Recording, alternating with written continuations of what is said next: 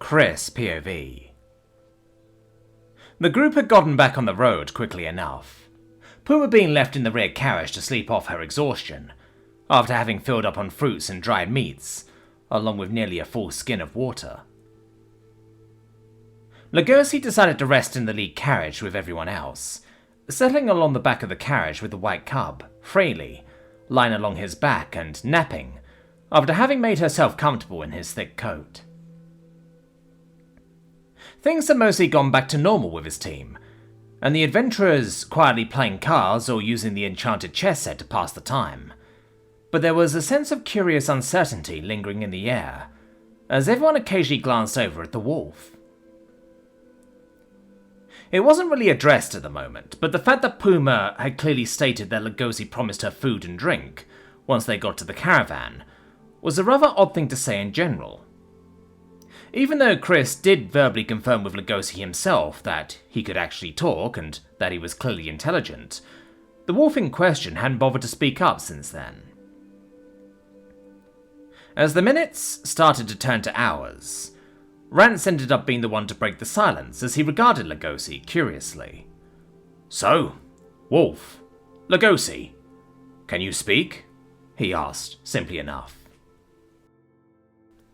One of Lugosi's ears perked as he was initially addressed, though once Rance asked his question, the wolf shifted his head around to look over at the adventurer for a few quiet moments. "Well, of course I can," Lugosi replied matter-of-factly, as he started to smile a little bit. This earned various looks of surprise all around, though Cecil looked clearly excited as he piped up next. "That's amazing. How long have you been able to speak? How did you learn?" he asked, leaning forward with clear eagerness as he rested his elbows on his knees to get a little closer to Lugosi while remaining in his seat. Lugosi just tilted his head to the questions, seemingly needing a moment to think on it before speaking up again. "Well, I formed a bond with Boss Vito and then I could just speak. It wasn't all that hard." "Is that sort of thing common?" Rance asked as he looked at Cecil, who still looked rather excited by the fact that he was conversing with Lugosi. "Common? By the gods, no," Cecil stated as he shook his head. "But it is certainly possible," he clarified with a grin on his face. "The head mistress of the academy has a couple of awakened familiars herself, as do a few of the other notable mages who work at the academy. However, the materials needed for such a ritual are extremely expensive, and require hours of focus and a considerable amount of mana to be used to even cast it. I'm talking thousands in gold worth of components are needed to be able to even think about starting the ritual," he explained diligently, before looking at Lugosi again. "Your boss, Vito, must be a truly impressive mage, as I'm sure you know." Lugosi perked up at that, his tail slowly starting to wag behind him as he smiled more. "You have a great eye for people. I knew there was a reason why I liked you," he mentioned cheerfully, before laying his head back down on his forelegs, though his tail maintained a slow and consistent wag. "Why would anyone spend so much coin on a spell?" Sarah asked rather dismissively. Chris could tell from experience that she thought of something like that as wasteful. Better to spend that coin on tangible things, rather like food, clothes, and comforts, if he knew her habits right. She simply huffed after saying her piece, gently grabbing at Chris's tail and putting it carefully in her lap as she ran her fingers through the fur. "Why not?" Cecil replied as he flashed a grin. "Sure, most magic may not cost all that much to do, but any worthwhile magic comes at a price," he said, as he reached into his rose before procuring a blue crystal that glowed dimly and was inscribed with a number of runes. "Take this soulstone, for example. It is an expensive magical tool that can only be used once. The market price for these things is a whole 100 gold pieces, but thanks to this, I can adventure with the peace of mind of knowing that as long as this gets broken within 3 days of my death, I'll get brought back to life," he explained, before tucking the soulstone away. "And that's just one type of boon magic can bring you, if you have the coin to spend and the know-how," he mentioned before looking at Ren. "Not to mention if you get good enough to make these things among other magical tools, you'll always have good paying work." Chris watched as Lugosi seemingly relaxed a little more, ears drooping as he closed his eyes once the conversation seemed to move on from being focused on him. "Where does steel like you get hundreds of gold?" Sarah asked, basically ignoring everything Cecil said, and grabbing onto the one thing that she understood, which was money, of course. Cecil looked a little sheepish as he scratched the back of his head. Well, I didn't actually buy this one myself. My mentor crafted it for me when I graduated. They knew I was planning on becoming an adventurer and they wanted to make sure I stayed safe." However, Cecil then looked like he had a thought as he glanced at Lily and Rance. "Say, maybe I can ask and see if we can get you 2 soulstones as well. Maybe we can get a discount, thanks to my affiliation with the Academy." That earned a nod of silent approval from Lily and a smile from Rance. "That would certainly be useful, especially if we'll be taking higher risk jobs once we rank up." As the adventurers talked amongst each other, Sarah glanced up at Chris knowingly and flashed a mischievous smile that almost looked feline in nature as she leaned her head into his chest. She didn't say anything, but Chris just shook his head at her and murmured under his breath, "We're not taking the Mage's magic rock, that'd be too obvious," he said, before resting his chin against the top of her head as she pouted with disappointment. Ren started asking Cecil questions about the crafting of magical tools as the ride went on, though it wasn't much longer until Chris could see the village on the horizon, as the pillar of smoke had begun to dissipate and fade into the skyline. Vidmori POV. I had worked on another 2 more homes, each with somewhat similar stories as the one before, as I did my best to salvage everything that I could. The work in itself, while tedious and somewhat repetitive, was suitably rewarding and satisfying. While I personally did want to do even more than what I've already done, I had to remind myself to hold back and at least do some things in moderation. After all, I've already established myself as a competent battle mage, who specialises in fire as well as necromancy of all things. I've been showing off my ties with spatial magic, earth magic and water magic during this whole cleanup. If I start doing full-blown repairs, or conjuring buildings of all things while I'm at it, then people might begin to question my existence even more than they already were. As we walked to the next building, I decided to make a show of yawning, before rolling my shoulders and stretching. This caused Basmori to stir and meow softly in his sleep, as he continued to rest on my shoulders, though, despite my movement, he didn't wake up and went right back to dozing soundly. I could feel Vivia watching me intently before speaking up. "Mage Vito, are you getting tired, perhaps? You could retire for the day if you like. The gods know just how much you've already done for us. You don't have to push yourself, you know," she suggested gently, and I could tell she meant that sincerely. With everything I've done for her people before and after the battle, she felt that I had more than deserved the time to rest and relax. I just smiled a little while scratching at my cheek with an index finger. "Maybe I have pushed myself a little more than usual," I sigh, gradually adding to my act of appearing tired as I slowly sag my shoulders. "Though I don't feel comfortable just going off and resting while there's still work to be done," I mentioned, as I glanced back at her and flashed a small smile. Vivia returned my smile in kind before shaking her head a little. "There is no shame in resting, Mage Vito. I'd say out of all of us here, you've more than earned it." I chuckled softly at her comment and nodded at her words. "Maybe I'll think about resting once we're done cleaning up the remaining houses. If it's not too much trouble, could you get me a mana potion or 2? I'm sure with a little pick-me-up, I'll be able to finish up strong with little issue," I asked, before looking around until I found a straight crate to sit on, as if to get off my feet for a little bit. Vivian nodded intently at my words. "Very well, Mage Vito. I'll see what I can turn up. I'll be right back," she said, with genuine respect in her voice, as she turned on her heel and walked off, leaving me where I sat. Now left to my own devices to rest, I found myself doing some people watching, admiring how diligently the villagers worked, as they moved materials and supplies from one of the streets to another, taking things where they needed to go. I'm vaguely reminded of my old life, of other survivors as they worked to put their lives back together after an errant horde or a band of raiders came rolling through their safe havens. The only real difference that I could see between them was that the people of this world had more life and vigour in their efforts, rather than the grim spite and determination that motivated the survivors of my world.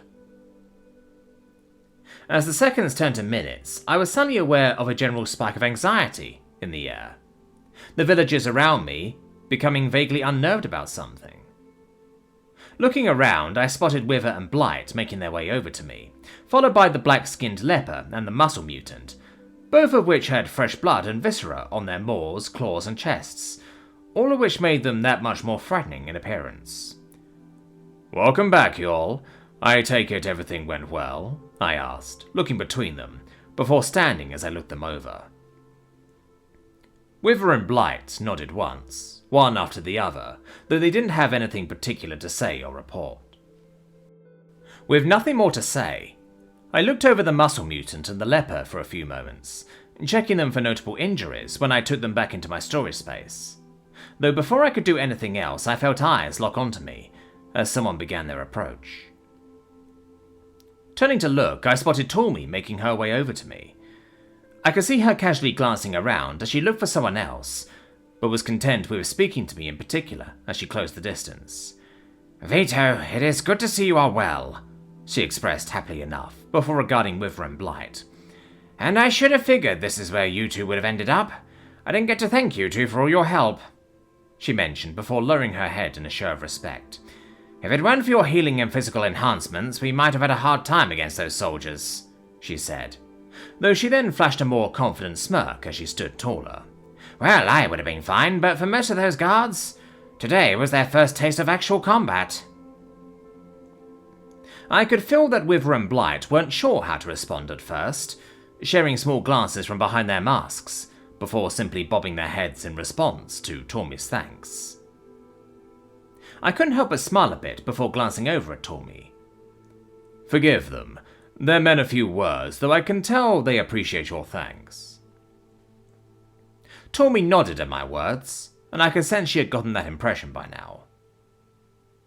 "No worries. I had a close friend who I knew for nearly a decade.